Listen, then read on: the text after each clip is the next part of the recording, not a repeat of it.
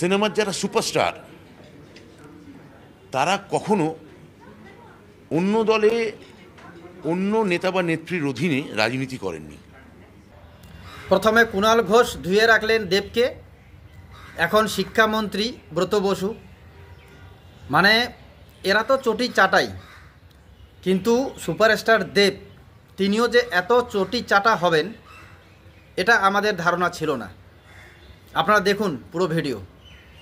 দেব বা কুণালের কি লড়াই হয়েছে আমি জানি না। আমার মনে হয় চারটেই বাংলা ছবি, চারটেই যদি ব্যবসা করে খুবই ভালো।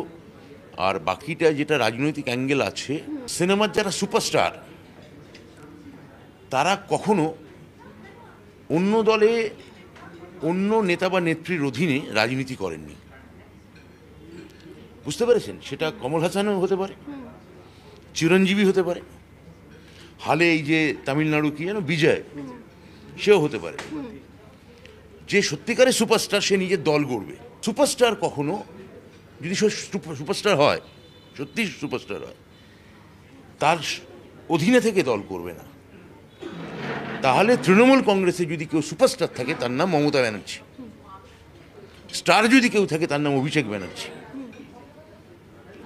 তার অধীনে, এই দলের অধীনে অনেকে, কেউ থিয়েটার করেন, কেউ সিনেমা করেন, কেউ ডাক্তার, কেউ লয়ার।